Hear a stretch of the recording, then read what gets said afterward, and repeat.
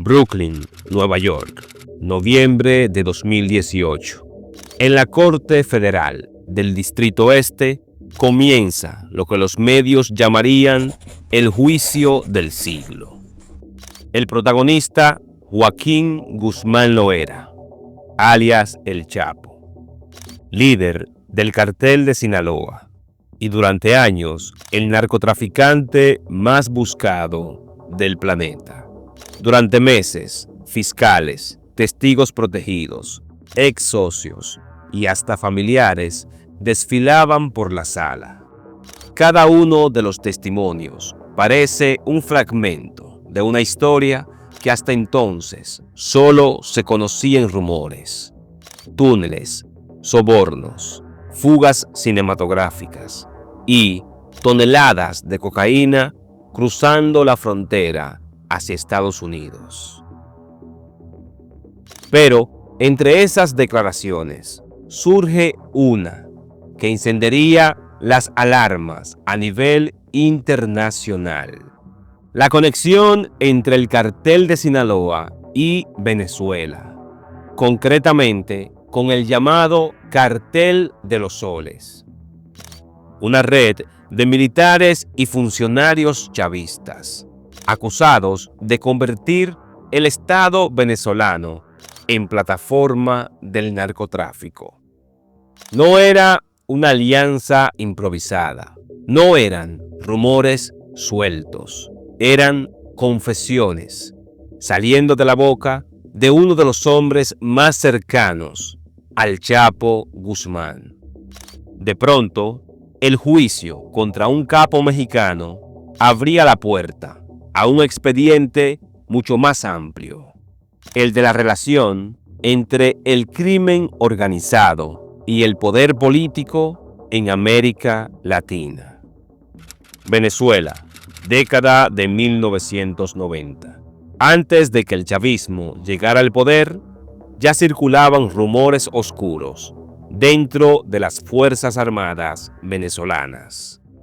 Generales y coroneles aparecían vinculados a cargamentos de cocaína que cruzaban la frontera desde Colombia. El nombre de Cartel de los Soles surgió entonces en los pasillos militares.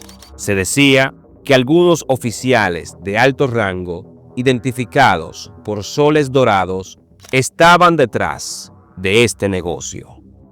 Eran uniformados, convertidos en capos silenciosos. La frontera con Colombia, porosa y extensa, facilitaba la entrada de cargamentos de cocaína. Y los militares venezolanos, en lugar de combatirlo, comenzaron a controlarlo. La corrupción, mezclada con el poder de las armas, creó una organización difusa, sin nombre oficial, pero con una presencia que todos conocían. Con la llegada de Hugo Chávez al poder en 1999, el fenómeno cambió de escala. Los oficiales que habían sido acusados de corrupción no fueron expulsados, sino ascendidos y protegidos. El nombre del Cartel de los Soles pasó de ser un rumor a convertirse en una estructura internacionalmente reconocida. Un cartel distinto a todos. No eran civiles armados, eran los propios guardianes del Estado.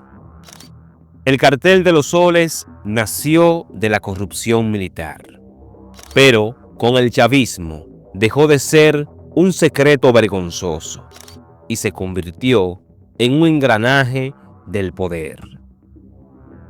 Brooklyn 2018. Juicio del Chapo. Entre los testigos protegidos que comparecen, varios nombres coinciden en un mismo punto. Venezuela era clave para el cartel de Sinaloa. Se revela que desde principios de los 2000, los aviones cargados de cocaína no solo despegaban desde Colombia, También partían de Maracaibo, en el occidente venezolano, con la venia de militares que controlaban los aeropuertos y pistas clandestinas. Según los testimonios, esos cargamentos podían transportar entre 3 y 4 toneladas de cocaína por vuelo. El destino eran aeropuertos discretos en México, como Toluca, desde donde la droga se distribuía hacia Estados Unidos. A cambio, los oficiales venezolanos recibían sobornos millonarios, pagos en dólares y protección política. Lo más explosivo es que no se trataba de rutas aisladas. Era una estructura organizada en la que el Cartel de los Soles garantizaba seguridad dentro de Venezuela, mientras Sinaloa se encargaba de traslado y venta en Norteamérica. Triángulo Dorado, 2003. En el juicio contra Joaquín Guzmán, un apellido se repite con insistencia: Cifuentes Villa, Jorge Milton y Alexander Hildebrando. Operadores colombianos. Eran los encargados de tender puentes entre la cocaína sudamericana y el imperio del Chapo en México. Milton, conocido como la Jota, se convierte en pieza clave de Sinaloa. Su hermano Alexander llega a vivir bajo la protección del propio Guzmán. El objetivo era claro: controlar las rutas que partían desde Venezuela y garantizar que cada cargamento llegara intacto a México. Durante su testimonio, Alexander revela un detalle que desató murmullos en la sala. En las grabaciones del Chapo, Venezuela aparecía mencionada como el loco. Cuando Guzmán pedía que llegara el mueble del loco, se refería a la cocaína que salía desde Venezuela. Y el loco no era un apodo casual, era una referencia directa a Hugo Chávez. Además, el expediente menciona a un dominicano conocido como Toño, quien debía conseguir terrenos para construir pistas clandestinas que enlazaran Venezuela, República Dominicana y México. Con estos testimonios, la figura de Chávez quedó indirectamente ligada al negocio. Aparecía en las conversaciones privadas del capo más poderoso del planeta. Para el Chapo, Venezuela no era un país, era un apodo. Y el apodo era elocuente: el loco Chávez. En el argot del narco, el Estado venezolano se había vuelto parte del negocio. En 2018, la Fiscalía despliega una lista de testigos protegidos.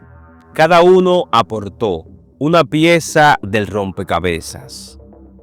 Antonio, Toño, el dominicano que debía conseguir pistas clandestinas, aparece en grabaciones retrasando la entrega de terrenos. En los audios, el Chapo pierde la paciencia, exige la rayita, un rancho donde pueda aterrizar el mueble del loco, y se entiende que no hablan de aviones comunes, sino de cargamentos de cocaína procedentes de Venezuela. Panchito, otro colaborador, confirma la interpretación. Sí, las avionetas vendrían de Venezuela y el loco era Chávez. Finalmente, Sergio, alias El Grande, ex lugarteniente de los Beltrán Leiva, sube al estrado, actuando como testigo colaborador. Asegura que entre 2006 y 2009, él mismo coordinó operaciones desde Maracaibo, Venezuela. Aviones cargados con más de 3 toneladas de cocaína aterrizaban en Toluca. Los 3 testimonios convergen en un mismo punto: la participación activa de funcionarios venezolanos en la logística del narcotráfico. No eran rumores, eran declaraciones bajo juramento en la corte más vigilada de Estados Unidos. El juicio del Chapo fue solo la antesala. Poco después, el gobierno de Estados Unidos lanza acusaciones directas contra el régimen de Caracas. El Departamento del Tesoro señala a la organización conocida como el Cartel de los Soles como una red narcoterrorista, encabezada nada menos que por el presidente Nicolás Maduro y altos funcionarios de su entorno. En 2020, la Fiscalía de Nueva York acusa formalmente a Maduro de conspirar para introducir toneladas de cocaína a territorio estadounidense. El señalamiento es claro: el Estado venezolano habría dejado de ser un gobierno para transformarse en una plataforma criminal. La OFAC congela activos, emite sanciones y advierte que cualquier banco o empresa extranjera que colabore con los implicados será castigado. En respuesta a esto, el chavismo se atrinchera. Diosdado Cabello, el hombre fuerte del régimen, sale al paso. El Cartel de los Soles es un invento de Washington, dice con ironía. Acusa a Estados Unidos de fabricar enemigos para justificar sanciones y aislar a Venezuela. Pero, mientras niegan en Caracas, las evidencias en los tribunales de Nueva York, en testimonios de ex capos y en documentos de la DEA y la OFAC pintan otro cuadro.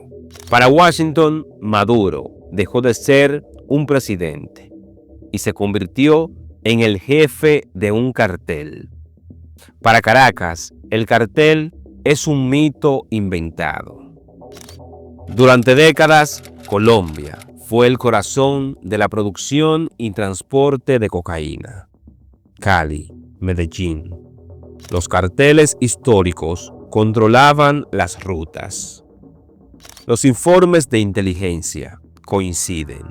En la primera década del chavismo, Venezuela pasó de ser un simple corredor a convertirse en el eje central de la exportación de cocaína hacia Estados Unidos y Europa.